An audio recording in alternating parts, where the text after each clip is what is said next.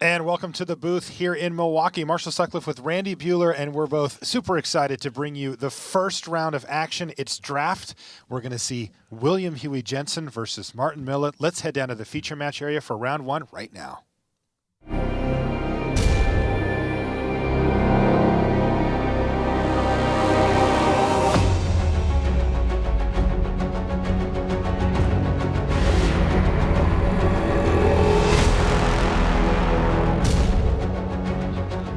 Hello and welcome to coverage of Pro Tour Battle for Zendikar. I'm Marshall Sutcliffe in the booth with Randy Bueller, and we're just about ready for round one here, Randy. All the jitters are down in the feature match area as these players want to get their tournament off to the best start possible. We're going to start things off with Martin Muller from Denmark. There you go, Martin. Just turned 18, 30,000 in career earnings already. Yes. World Team Cup champion. He played in the World Championship. I mean, this guy is the real deal for sure, has a very bright future in Magic, and one day he could look like that.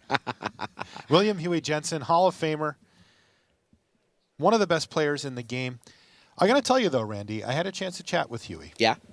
He's not thrilled with his deck. We got a chance to watch it. You and I watched it. It's a blue-green deck, and he was trying his hardest to avoid green, but the packs just would not let him loose, and he ended up in green. Now, his opponent, Martin, I actually peeked over his shoulder to see what he was up to as well. And Martin is playing blue-white flyers, which is, well, at least in my mind, it's one of the premier archetypes in the format. Both players with a good mix of land and spells. Both players with, 4/5 land for their large creatures. And you see that this happens in this format where there won't be plays on turn 2. Sometimes, you'll go to turn 4 before anybody does anything.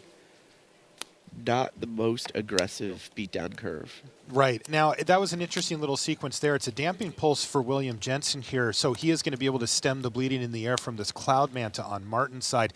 But Huey also may be suspect because Martin did nothing on turn 2 or turn 3 that he could have a Spell Shrivel in his hand. In fact, he doesn't have one in his deck. Something that Huey might be considering as we go down the line, but in the meantime, Martin is pedal to the metal as he's got Windrider Patrol as the follow-up play, so boom! He's got what would normally be 7 power in the air, ready to beat down. In this case, it's 5 because of the damping pulse, but Huey's going to have some work to do. Now, Huey does have a plummet in his sideboard, and I'm sure he's already earmarked that to come in. In fact, he almost main decked it. And he's going to use one of the best commons in the set, Clutch of Currents, to take that Windrider Patrol and put it right back into Martin Muller's hand and even get Huey a 3/3. Now, that one, while it had haste, he needed to tap it to cast, so it didn't get to attack that turn. Couple of damage more coming in the air from the Cloud Manta. And what is Martin going to do? Is he just going to replay? Yes. Windrider Patrol hits the battlefield here for Muller. So back to Huey, and Huey's got a nice top end on this deck. He's got a pair of Oran Reef Hydras that are going to be pretty tough for Martin to deal with. Martin's trying to shield up on the ground. He's got 2 fortified ramparts as his sort of premier 2-drops to keep the beats off. And you know what? That's not going to work. The Oran Reef Hydra is going to run right over that after just a couple of landfalls, or even one. And speak of the devil, there's the first Oran Reef Hydra. And now we've got a proper race. The problem, if you're in Huey's seat, is that Martin's deck has access to a lot of different ways to mitigate a card like that. Yeah, and this is why people like blue-white flyers so much. Exactly. So many plays, even the second-tier card like Rush of Ice is going to be good enough here. Top down the Hydra. It doesn't untap next turn either, and you awaken a land. Come over for 3 damage.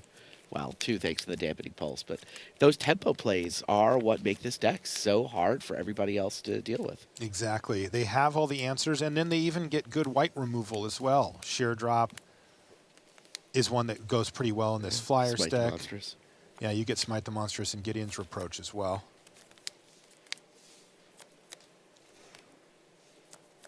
Huey has drawn his Bane of Balaged, so if he can make this game go long, it looks like he's got the beef on the ground to clean things up, but he is in a world of hurt. I see that he's got a Skyline Cascade in his hand, which is going to help keep the Windrider Patrol at bay, at least for a turn, but he really needs to start turning this game around quickly as he's fallen all the way down to 9, even through the Dampening Pulse, which does a really good job of keeping your opponent from killing you quickly. All right, so stage 1 Complete. And this is pretty nice. He's got the combo in effect. He's got Exert Influence. Now, it's only for 2, but he gets to steal the Cloud Manta because Dampening Pulse is shrinking it down. So what a huge swing there for Huey. He even attacks for 3 and drops Martin down to 17. So that was a big turn, and the ball is firmly in Martin's court now. Down to 7 for Jensen. But this is a big turn here. Martin has to do something to seize control of this game back. And it's just a Cloud Manta. Passes the turn. Now, this is where things could get a little interesting from Huey's side. Is depending on how he surveys the board here, he could still be thinking about that Spell Shrivel back from turn 3 now that Martin's left the mana up for it. And you see him look at him. It's Slab Hammer. And this is a nice little play from Huey. Again, Martin doesn't have a Spell Shrivel, but Huey is kind of deftly playing around it here anyway by playing a reasonable threat here that's going to keep the Skyline Cascade as a continuous landfall that's going to just keep that Windrider Patrol locked down and keep counters flowing onto his Oran Reef Hydra. This is a sweet play.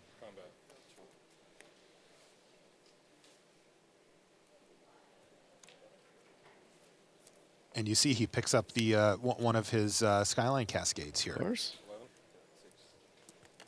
And boom, take 11, Martin. He's down to 6 life after that hit. You know, I was talking earlier about turning the corner, and corner turned. Now we're starting to talk about cards like Planar Outburst, you know, the really, really good cards in the set to get Martin out of this mess. And spoiler alert, he doesn't have one.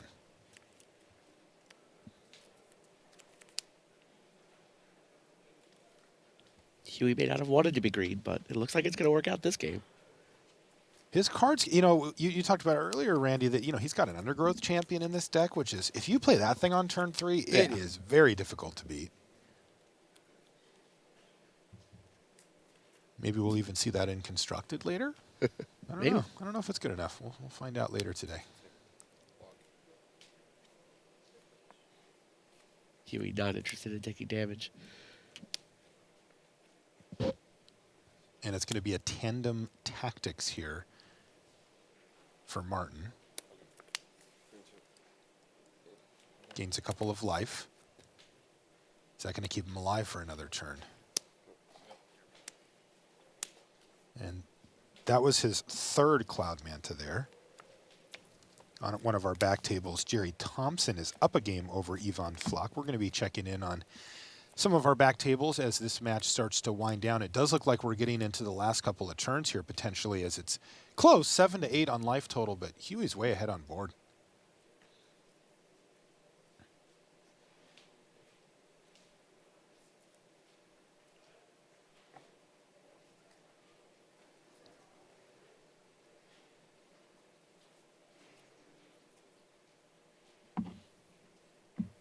Huey's deep in the tank here as he tries to assess whether he wants to, what this turn plus probably the next turn are going to look like for him.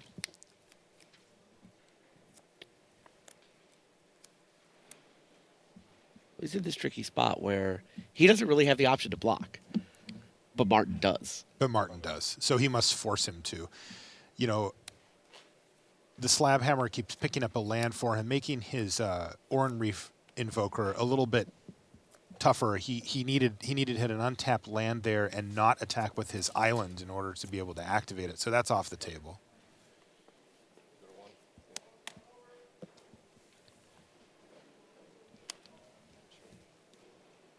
And the triggers keep flowing here as Huey adds a Territorial Baloth to the battlefield. If it wasn't for the Cascade, Martin would have lethal.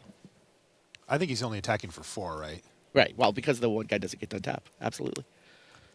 All right. And that is going to do it for game 1. You know, we talked about that one turn. Huey Jensen turns the corner and picks up the first game.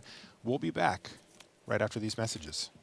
Ultra Pro is the place to go for all your Magic accessories. With card sleeves, deck boxes, play mats, and portfolios showing off the best Magic art, Ultra Pro is the standard in safe storage. Visit ultrapro.com for more information. Join the battle. Battle for Zendikar is now available on Magic Online. Explore the new set by signing up for Magic Online at mtgo.com.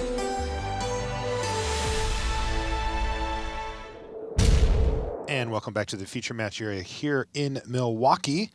We're in the first round. Let's jump over and take a look at what Reed Duke is up to. He's playing against Olivier Ruel. Now, Brandy, Olivier, you know, I kind of missed his era. He trailed off and stopped playing by the time I came back to Magic and started doing coverage stuff. But he's kind of a big deal, right? Oh, yeah. One of the true road warriors in Magic. I mean, there was one year where he and Kenji Samura were chasing each other all the way around the world, going to every Grand Prix to try to see who was going to win Player of the Year. And Olivier does have, I mean, as he's on the short list of players with the most Grand Prix top 8s. You know, throw in a bunch. He has 27 would be my guess. I think was the number. Yeah, I'm going to look that up because that's one of those interesting little bites. But he is, him and Yuya and Shuhei are up there. 28 is the It's 28's the number. 5 wins. Road Warrior indeed. And okay, well, we've jumped in at a pretty complex board state here. It's going to be tough to just break this down. But I do see a pair of tightening coils that looks like it's holding off Windrider Elf and a Felidar Sovereign. So doing good work. You can see that Reed Duke has also opted, like Martin Muller, to play the blue-white Flyers deck here. And it looks like a pretty classic configuration. Is blue-white with a touch of green versus blue-white-green. Right. Yeah. You can see a Lumbering Falls down there for Reed Duke. He's even got a Forest over there to activate it. It's a big attack here for Ruel. Yeah, I think with Olivier down to 6, Reed's the one. He's doesn't have in the air. This could just be one of those desperation attacks, right? There's not a lot of ways for Olivier to deal with those ghostly sentinels. So. Yeah, and it's Reed is highly incentivized to not block with them. He just doesn't want a disaster to strike, but I think that Inspire Charge is the only card that Reed Duke really has to worry about here. And he needs to do the math to see if he actually needs to block with one of his lethal threats. Now, the good news for him, though, is he can block with one of the Ghostly Sentinels as well. So Inspire Charge here would do 0, 0, 4, 7. So, yeah, not even close to enough, even with an Inspired Charge here.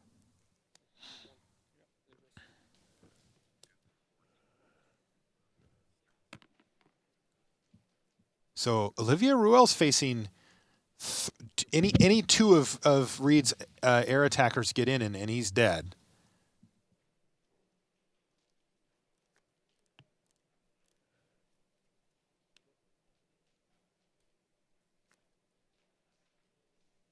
And he's just passed the turn back here. I think this game's about to end here. Let's just see this last turn, and then as you can see in the upper right, we'll probably jump back over to our main table, but this one looks like Reed Duke has it. He doesn't have a big incentive to do anything other than just ship him in there. And he does, and that's going to be it. So Reed Duke picks up game 1 of his match against Olivier Ruel from France. Let's jump back over to our main table where things are properly underway. These players play quite quickly, Huey and Martin. And, Undergrowth champion there, Randy. Right off the bat, it looks like turn 2 into turn 3, so pretty rough if you're looking at it from Martin Miller's standpoint. That Mythic Rare Undergrowth champion is a beating. Also, I think people tend to forget or maybe just overlook. It's got this great ability where if it takes damage, you take off a counter instead of it taking. It just gets huge. Like you just keep playing lands, and it's like a 5/5 that you paid 3 mana for. Take a look at it on the right-hand side of your screen there. That is definitely one of the scarier cards that your opponent can play on turn 3 against you. It just gets out of control so quickly. Well, here's a Slab Hammer as well, so the landfall triggers will be flowing for Huey. All right, so that's 4 damage crunching in. And the Shadow Glider is going to stay tapped down, and the Undergrowth champion's going to keep getting bigger. And, this does put Huey in a bit of a holding pattern if he wants to keep attacking with his Invoker, but I think he's pretty happy with this particular holding pattern. Yeah, let's hold this pattern for a while. Yeah. William Jensen. All right, he's just going to rumble. In they go.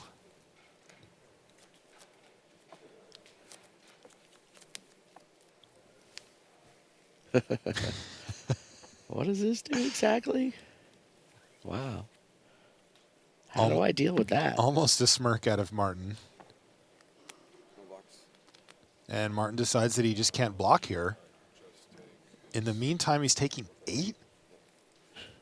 Ouch. Take 8, says Huey.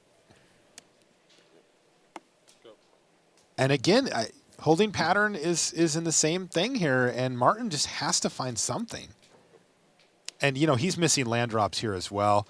What does Huey have on end step? A natural connection. That's a nice way to kind of get around the slab hammer, and it's going to put yet another counter on his Undergrowth champion. And, you know, as I said at the beginning, it's easy to overlook just how big that card gets. It's a 6/6 now, and it's going to be a 7/7 when it attacks. It costs him 3 mana. Wow.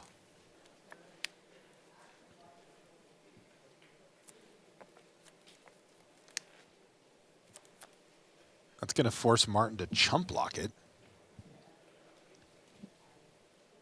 Go to 2.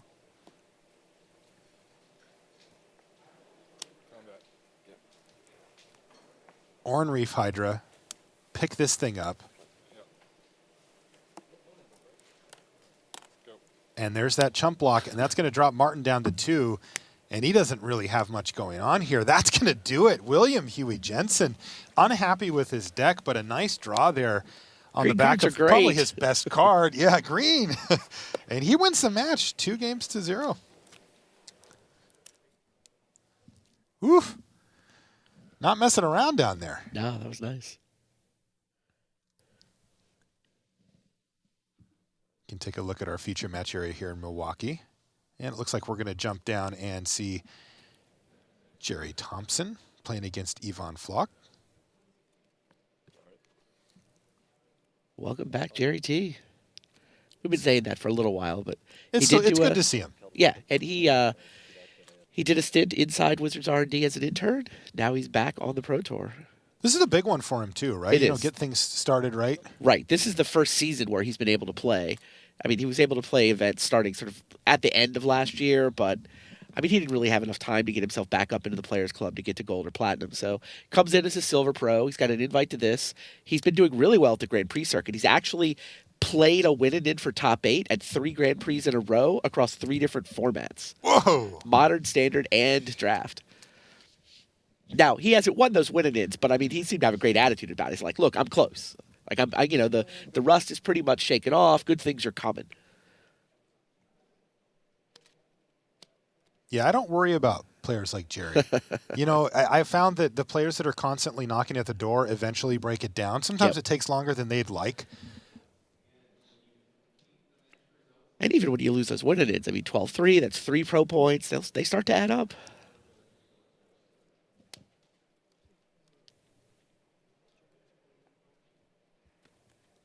Man, it looks like Jerry Thompson's kind of tempoing out Yvonne Flock here. Yeah, we get the black-red deck. That Sludge Crawler does so much work.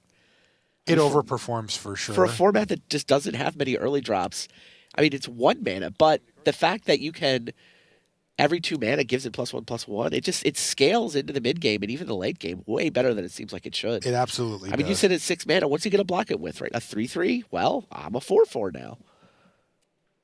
It becomes very hard to block. And then it's also got the ingestibility to give you the synergy with any processors you might happen to have. Yeah, it's, we call that threat of activation, right? Where Right. You don't have to spend the mana. Just the fact that they know you could spend the mana causes them problems. Yeah. And then if you don't have anything else to do, brain them. Yeah, get it in there. And Jerry's doing that as he's flooding out of it here. He's got another land in his hand as well. So, yeah.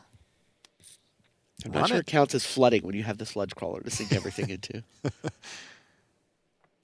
All right, tough spot here for Yvonne Flock. Jerry's up a game in the match.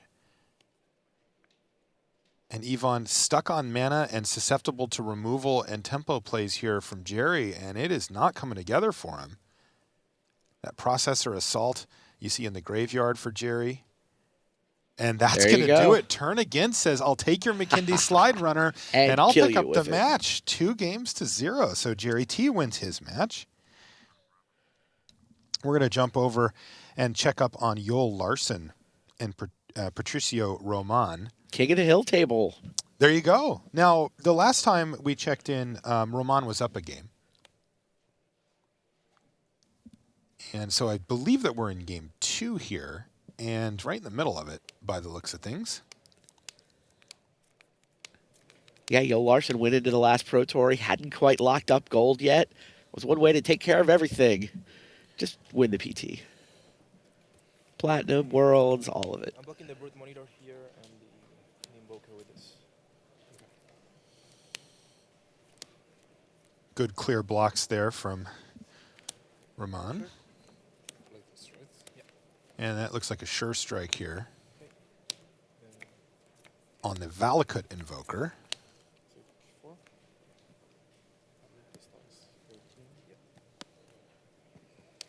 And that's going to take down a Colostria Nightwatch. So a nice little trade-off there for Yoel Larson. 2-mana combat trick takes down a 5-drop. He's got to be happy about that. I like Sure Strike. 15. Yeah, It's a lot of work. Might be better if it was devoid, but what are you going to do? Can't have everything. Also see that Yoel Larson has a Hedron Archive on the battlefield, so if he finds himself running a little low on action, he can cash that in. I believe he's just got the 1 card left in his hand.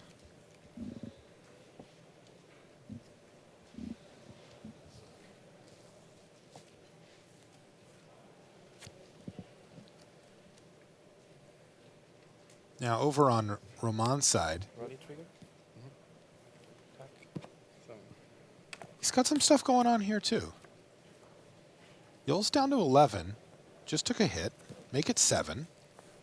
And I see that there's Adrana's Emissary kind of chipping away at his life total here, and the Flyers are getting in for a good amount of damage as well. Yep. McKinder Patrol also gave the 2 Flyers Vigilance this turn. So it looks like Larson wants to try to get that Valakut Invoker online. Does he have time to do it? That thing absolutely dominates in the late game. 3 damage, turns out it's a lot. It starts picking off relevant creatures almost immediately, and it can even just go to the head if you need to just finish off your opponent. Well, he can start sacking Scions to do it now, can't he?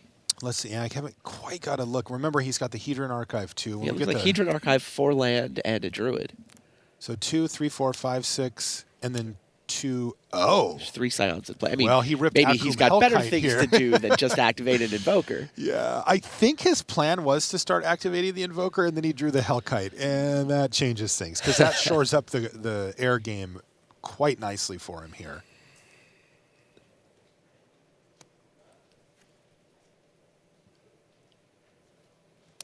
Wow, he's sending in with these Scions as well. I'll tell you when to see final blocking, right? Interesting. Patricio says, I'll let you know when I've got it all sorted out here.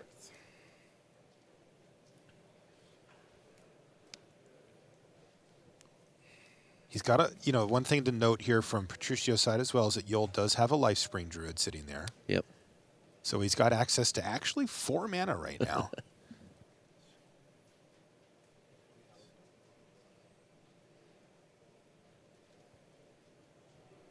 Wow, you know what he's got in his hand? Who? Yoel? Yep. What does he have? Natural Connections. Oh, he has another. So we could see the instant speed landfall trigger for that Snapping Gnarlid. And for the dragon. So Natural Connection in hand. Wow. That actually gives Larson a lot of agency here. Yeah, I mean, he'll have to sack his 2 Scions to cast it, but worth. I think he's fine with that. There you go. And he's going to go get a mountain, which means he gets to throw 2 damage around with the Hellkite as well. Oh, that's brutal. Gnarlid trigger wins that fight. 2 damage, takes down Drana's Emissary. That was pretty sweet. Wow, instant speed. That's nasty. I mean, that's what the card's there to do, right? Yeah, Just I mean- I haven't seen it come up all that often. Well, the thing that I think is interesting here is that I actually think that Patricio could have deduced this because Larson just threw the dragon out there pre-combat, and then it's like, I'm just going to start attacking with with stuff. my 2/2 into your 2/3. Yeah, and it's like, why, right? What's he up to? Oh, yeah. I mean, there's other combat tricks he could have, but he just would have held the dragon back if he had one of those. Yeah. I'm not saying it's an easy read. I am saying it was there if Patricio really looked through. Now, I don't know if it changes his blocks, But what an interesting situation. I mean, already. especially at this level, like Yol could just be representing and try to sneak through some damage, right? Patricio should have figured out that Yol was at least representing a natural connection. Right. Smite the Monstrous takes down the Akum Hellkite right now, though. And the beats continue to flow here for Roman as he gets in for another 2 damage. And, you know, he's not hitting super hard after his emissary died, but 3 short turns away, and Yol could have this. Or, excuse me, Patricio could have this. Patricio's got some direct damage in his hand, too. Kalastri, Healer, and an Arcana Assassin to follow up with. 9. A couple points of So direct damage. that's worth 2 damage right there. Oh. Cancel that order. Yeah. We now have Invoker online, and this is going to make life very difficult for Patricio Roman, as this type of strategy that he's doing, this, you know, black-white allies, like basically everything he plays dies to that Invoker. True story. He will get the second trigger in here. But now what? Now the machine gun is online, and Yeah. Yol's just going to start mowing down the threats. And by the way, he's also going to start just hitting him pretty hard here, too. He got in for 6 last turn. Zero cards? No cards. No cards in hand either for Roman. So this is going to be really tough for him to pull out of. It looks like Yol Larson has successfully set up a pretty dominating late game scenario here, and he's going to be able to leverage it for the win. Go. And he's going to just start taking the control route here.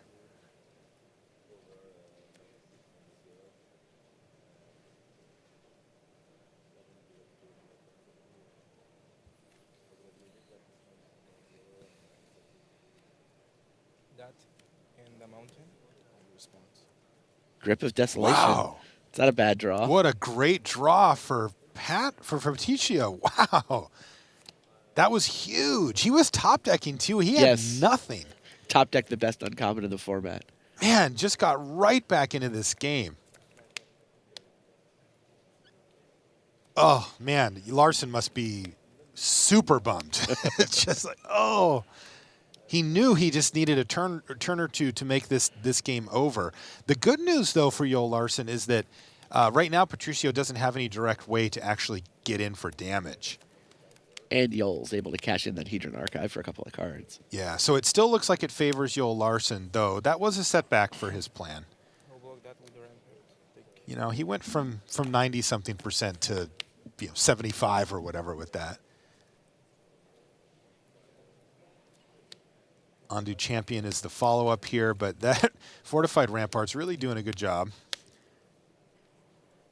holding back the threats. But Larson has really started to amass enough of them where he's going to be able to start ignoring the Rampart. Roman passes the turn back to Larson, who, again, does seem to be in the driver's seat, though not quite by as much as he was before.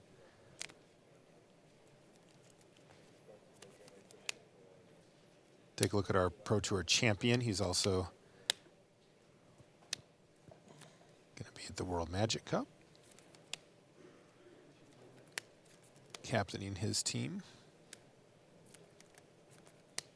And he's rumbling. So this is 5 damage as it sits.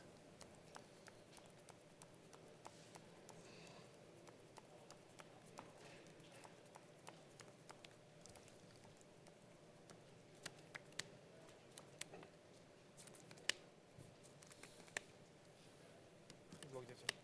Take 6. All right, he takes 6 damage there, considering the landfall trigger on the Snappy Gnarlid, dropping him down to 2. Get a mountain. Pilgrim's Eye gets him another mount. Yep.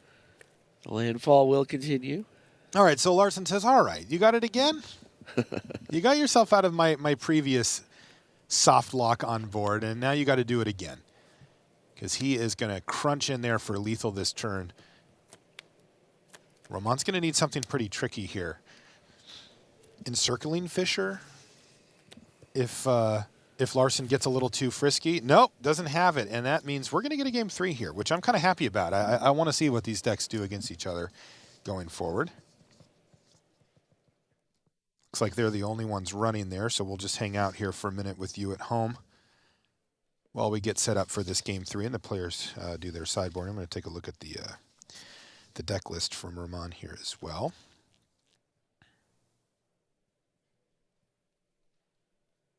Yeah, I don't think he had much that can get him out of that mess. Though, looking at his list here, Randy, he's got 2 drawn as emissary. That's impressive. Nice. Yeah, the black-white life gain deck definitely seems to be one of the archetypes that people are happy with. He's got also some of the best splashing. energy in the format. He's splashing for a Resolute Blade Master as well. Looks like he's got an Evolving Wilds and a Smoldering Marsh to accomplish that. What kind of combos does he have for the Drawn as Emissary? Yeah, I'm taking a look right now.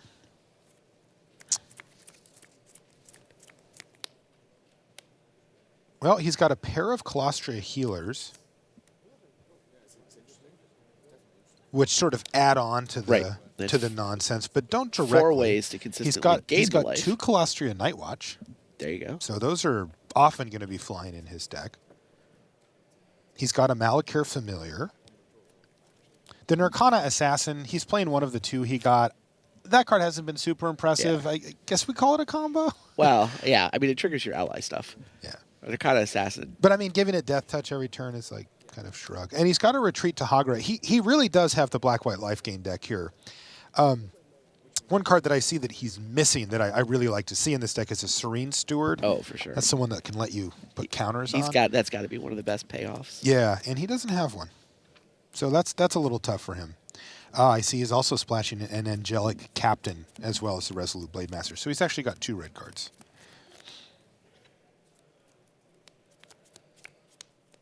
His deck looks good. He's got a Gouldraz Overseer for kind of the top end as well. The natural connection. The natural connection you played when you killed Missouri and pumped the other. Yeah, that was probably great. I was thinking about the +2/+2. Yeah. That wouldn't have been so good. Oh, well, we got a little insight there from Patricio about what he was thinking about with that play that we had watched with the natural connection. And he was thinking about a different combat trick. He said that one wouldn't have been as good as the natural connection was against you.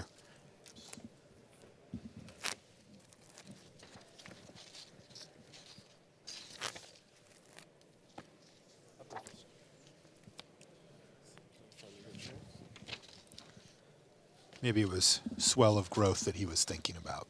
Sure. And, God, that would have been fine too, though, if he had a mountain in his hand. Bloodbond Vampire is the other nice card to get in these black-white life gain decks. He's missing that as well. Yeah. Seems like he's got a lot of ways to generate extra life, and he's a little light on ways to really take advantage of it. Yeah, he's not capitalizing super hardcore on it. God, the Bloodbond Vampire gets so big when you've got to pair it with Drawn as Emissary. I know. It starts almost immediately. And, I mean, it's a 3/3 ally for 4, too. It's a good card in that deck. I don't know, it's one of those, like, really good if you've got the synergy set up, but not good enough for other people to just poach it. If they're not drafting that deck, it'll tend to float around the table because other people don't want it.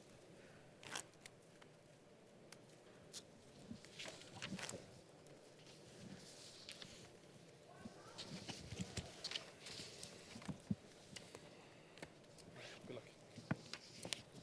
All right, looks like they're just about underway again here.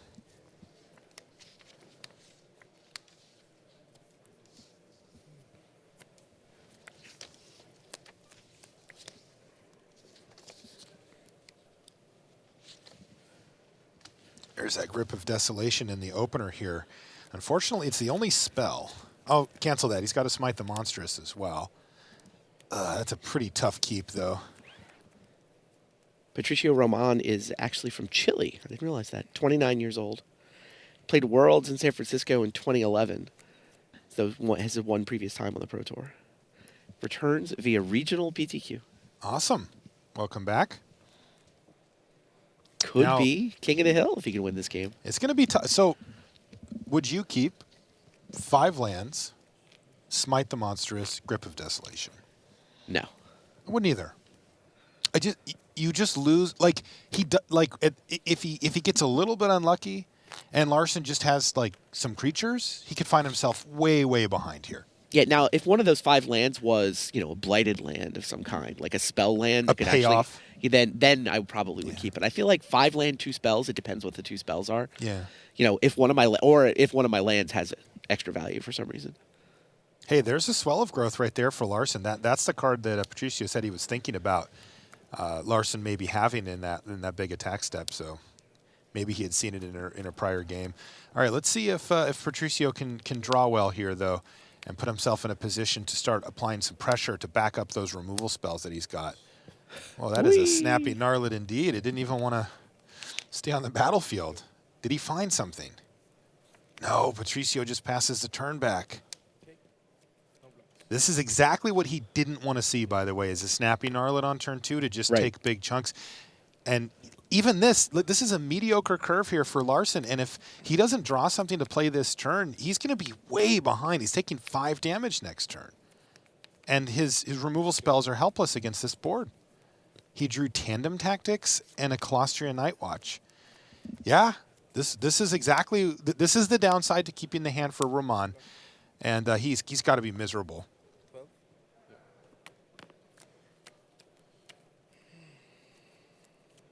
Larson's like, what's going on over there? Roman did finally draw a creature. He's got a Colostria Nightwatch. Yeah, it's going to take him a while. First play on turn 5, not exactly. His draw steps have been Combat Trick, 5-drop. That is better than drawing lands when you start with 5. I got to say, this Colostria Nightwatch has been better in the format than I was expecting it to be. I agree. Just the 4/5 body. It blocks. Like, you don't get run over. I mean, he might get run over here, but I mean, Yol has a pretty... has one of the more aggressive decks in the format. And he's gone wide here. He's got Patricio all the way down to 12. Any type of removal spell here almost is the game. Wow. Looks like Huey's not the only one with an Undergrowth champion here. Yol Larson has one as well. A little late to the party, but he'll take it. So good. I wouldn't be shocked to just see Larson jam with the team. Yeah, he gives up his snappy Gnarlid, but he gets in for 5 damage here. He offers up his snapping Gnarlid. He happens to have Swell of Growth in his hand. Great point. Yeah, and Patricio just has no options at this point. He has to block the Gnarlid and just hope that he doesn't have it, but he does. Yep. Does he have a land to put into play as well? He does, but he's not gonna, because the only landfall triggers on the Gnarlid where it doesn't do anything. Well, I he guess does you get could one on trigger the champion, but that's actually, hilariously, he doesn't want that to happen here because it opens it up to smite. I don't think any of this matters, though. But he also, it's the last card in his hand. So he'd rather have the mystery landfall card for in his now. hand Well, and the landfall on his main phase. Yeah, no, it makes a lot of sense. All right, so he does open up that door, but this is just going to be it. Larson is just crunching for infinite here. Chump block there, take 3, 4, 5. It's lethal. Tandem Tactics gets him up to 9. Does that keep him alive? Just tell me when you're done. 4, 5, 6, 7, 8, 9. That would have him dead. That's it. Yol Larson wins the match. When we came in, he was down a game, but ahead on board. He finished off that game and now wins this one. So he wins the match 2-1.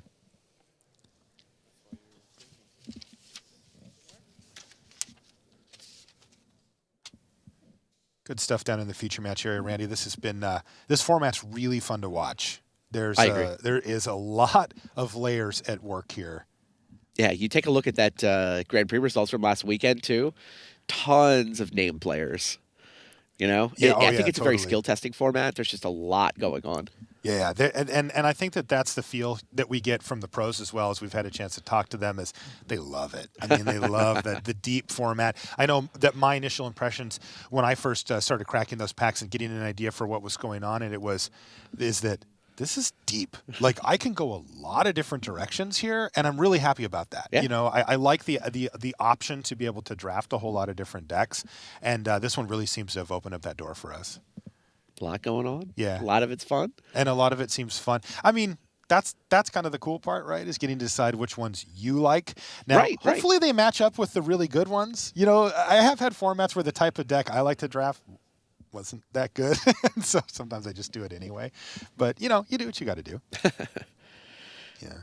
I'd be really curious to see how Kibler did with his green deck too. I mean, I think that you talk about what's good in the format.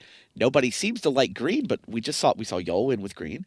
We saw Huey win with a green deck. Reed had a splash of green in his deck that won in the feature match area. Yeah. I mean, green went. I mean, I guess there was a green on the other in Olivier's deck as well. But I mean, the green decks, if you get the hookup, maybe they're good enough. Yeah.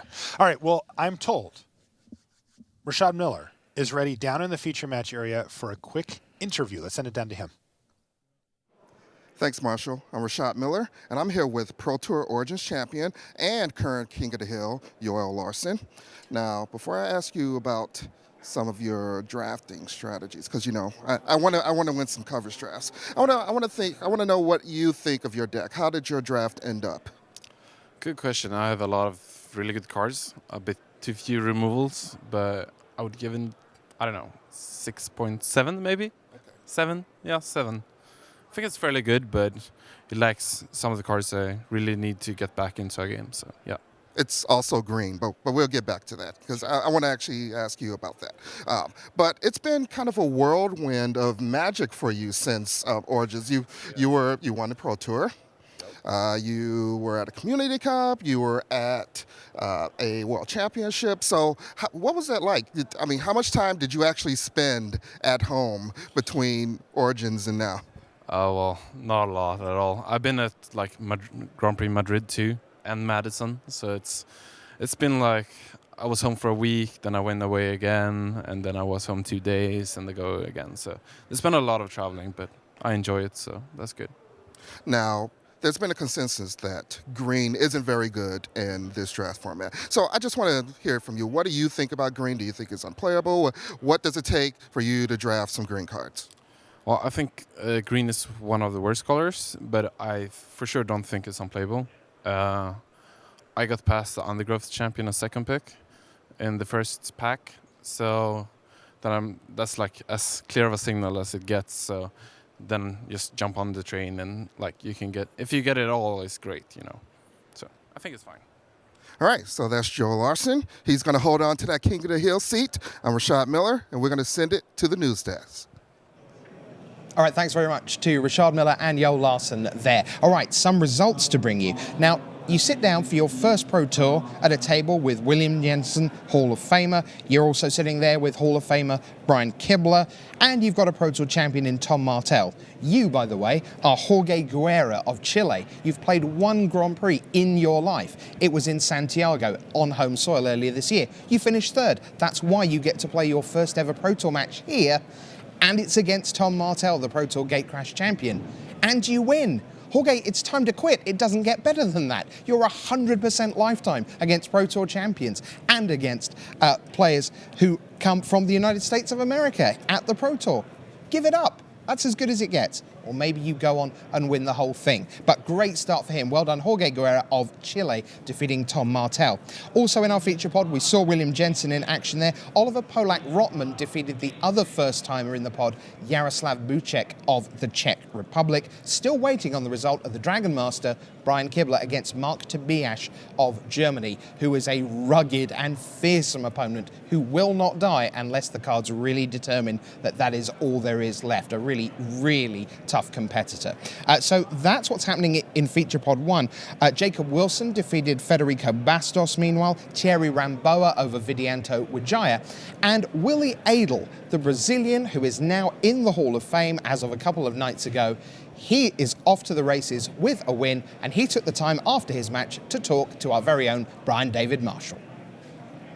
All right, I'm here with freshly inducted Pro Tour Hall of Famer Willie Adel. Willie, how did it feel to finally hear your name called and come up on the stage and get the applause of all those Hall of Famers and pro players and your friends and your family?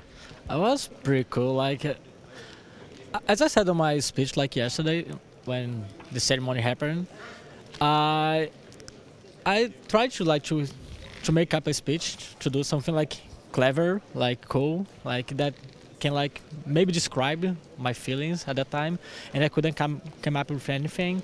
It's such an honor. Like I saw in front of me at that time, like the best deck builders, the best players, the best like the best like ambassadors of Magic of all time, and I don't think I'm excel in any of these areas. Like I'm such a hard worker, and it's kind of pleasure when your hard work like pays off. So I was pretty thrilled about this. I still like digesting the whole thing. Like it's so strange that you go to my badge and that's Hall of Fame here, and I think I will get used eventually. That's so strange too. I mean, I think it was interesting. You heard players talk time and time again about your contributions to the community, sometimes at the expense of your own preparation. And I thought it was great to see you at a table with so many players who you've helped go to the Pro Tour. I mean, what was that experience like of sitting at the table? I think it was the best part. Like, if I was like in that ceremony with like just like a couple friends, or maybe just two persons of my family, it will not be the same. I was pretty happy like you have like a full table, actually more than a full table. We had to bring chairs from other tables, have like more than 10 people there, and even more people at the house that I could not bring because there are limited guests. But that's the time you feel like everything pays off. Like you see your friends there, like they really care about you, and in these moments, I think you want to be surrounded by your family, by your friends. And it was pretty great. Like, I don't have even words to describe it. All right, well, that's great. You'll be able to see Willie's speech and the entire ceremony at lunchtime today. Willie, congratulations again on the Hall of Fame. We'll catch up with you later. We'll find out how you're doing in the tournament. I know you're 1-0, so anyway, thanks a lot. Thank you.